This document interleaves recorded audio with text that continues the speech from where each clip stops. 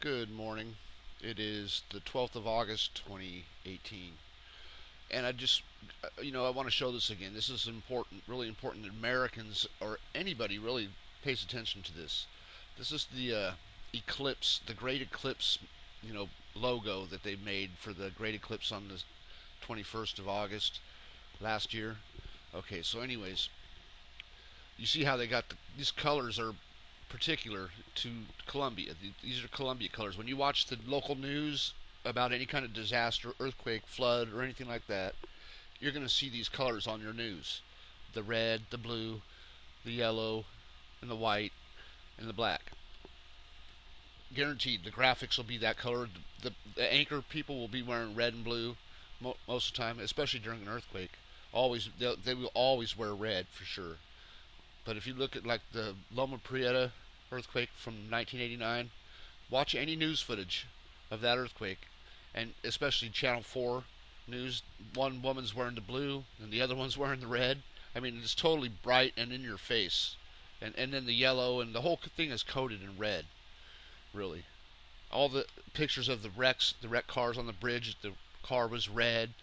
The ones with the bricks all that fell on the cars, all those cars are red. It's just coated in red entirely. Jose Canseco's wife was wearing some tacky red dress to the World Series game. It was just ridiculous. It looked like she was dressed up for Christmas or something. Anyways, these are the colors of Colombia. Now look, they have the line that it's supposed to cross, right? I call this the Columbia line, basically. Where it starts is in Washington, right? Or Oregon. It started in Oregon. I'm sorry. It was supposed to come through Oregon. So it comes through Oregon and Idaho and Wyoming. And in Wyoming, not Wyoming, Montana. Montana basically is moon goddess. MON is moon, and then Tana is goddess. It runs through. We know that it leaves its mark in Idaho. We know this is the Columbia Basin that it starts out in Oregon, right? The Columbia Basin goes through to Idaho. We know that there's a big Copernicus spot right there in Idaho where all the silver was mined, right? The silver mines. The silver and the moon is totally related to each other, like Sailor Moon with her silver crystal, right? Okay, so here we go, and then we go through Casper, Wyoming. Casper is a ghost. The moon is the Holy Ghost. It is the Holy Ghost. I don't give a shit what anybody says. That is where the word holy comes from. Is from the moon. That's where it originates. It doesn't originate with any kind of it comes from the moon. The word holy. Okay, so the Holy Ghost, and they got Casper, Wyoming, whatever. Okay. Then we got Nebraska. I don't know much about Nebraska really, but it comes through. It goes to Missouri. This part's all pretty well aligned here. Into Missouri, we have Columbia, Missouri. We have Columbia, Illinois. We have Columbia, Kentucky. We have Columbia, Tennessee. And there's like Columbia's in Arkansas, and in Indiana. There's like, I don't know. There's some kind of Columbia there. I just looked it up. And then it comes out through Columbia, South Carolina, and exits. So it's all Columbia. This follows like the Columbia line. And these are Columbia colors. I'm just pointing that out because they're the ones that make this map. Okay, the people in the District of Columbia, right? So, anyways, moving on. They show this stopped at this spot. This is an important spot where they show this stopped at. They could have shown it here. They could have shown the moon here. Anywhere along this line, they could have showed that picture, this area of that. I mean, this graphic, right? The black with the yellow. Anywhere along this line, they could have shown it. But they picked this spot because this is the New Madrid right here. The New Madrid fault line comes right through here, and this used to be a huge volcano. This is the center of attraction right here for the moon or any kind of storm. We know that the tornado alley is right there. Right there's Missouri. It comes right. It starts out over here in Kansas and comes through. So it's like a magnet. This spot right here. You'll see storms like this. Here we go. This is just one. The Ice Age pattern that I got overlaid here. This is aligned properly, and you can see this big circular pattern right here, which is not centered over that spot, but it's not always centered over that spot.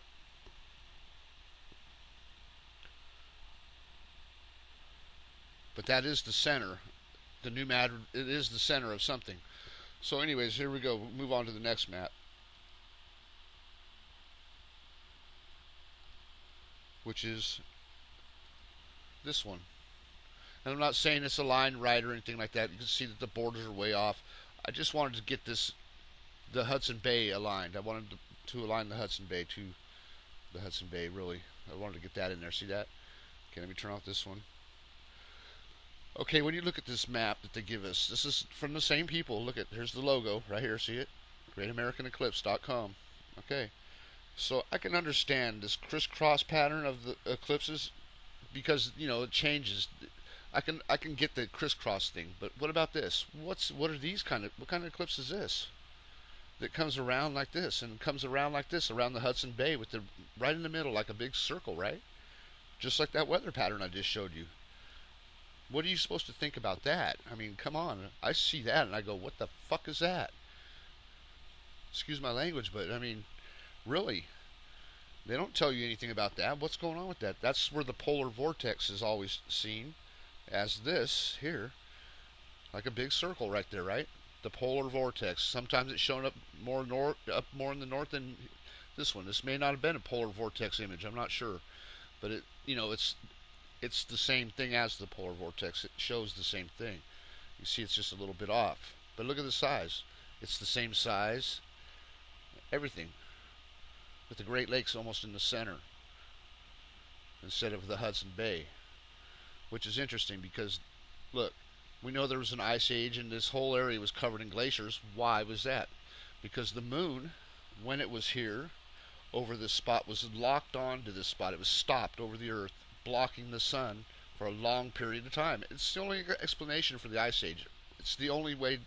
I mean, we see patterns of the moon here over the North America every day, really, in the weather. Every weather pattern you see over this area of North America will match the moon every day.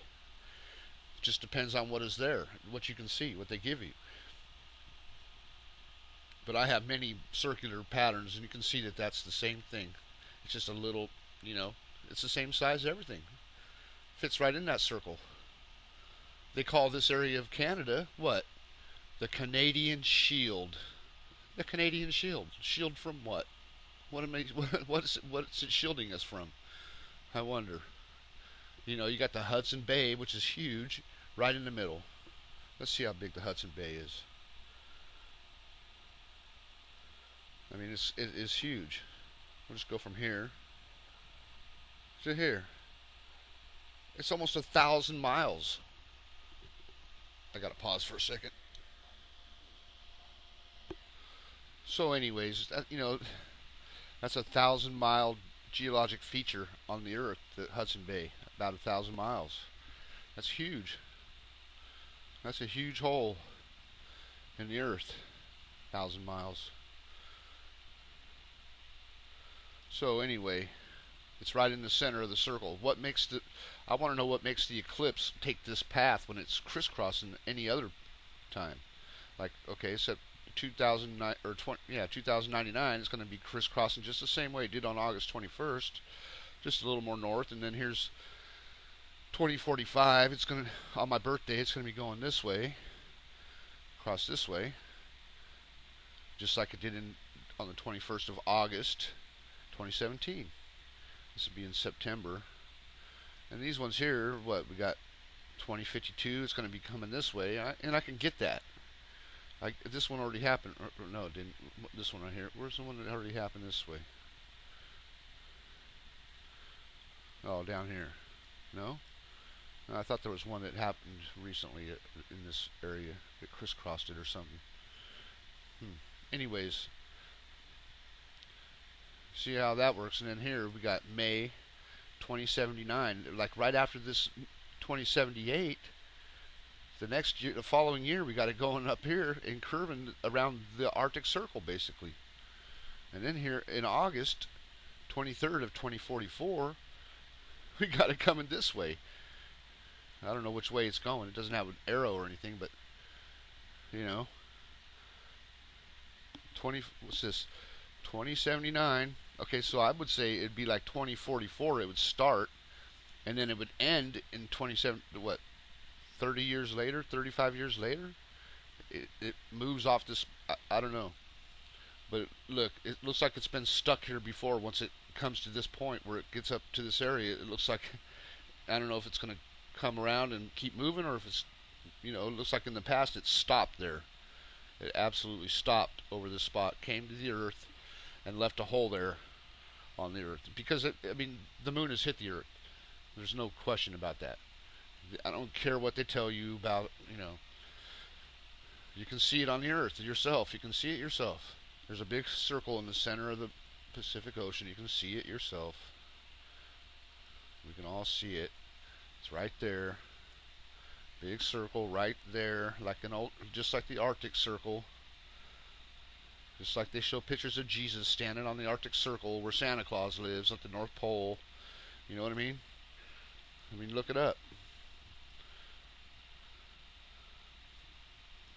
This is where Christ once stood, right here in this spot.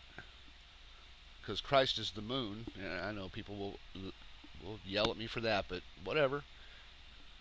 Put it together yourself, you'll see. It comes to that every time. So we got this big circular pattern here. I'm just trying to make you aware of what is here, what they're showing you. I mean, I already knew that this was here before this picture. I ever seen this picture before. I never seen it, and I already knew that was there. I've seen it before. I already knew. So anyways, have a good day. Thank you for watching. Just pay attention to what they show you.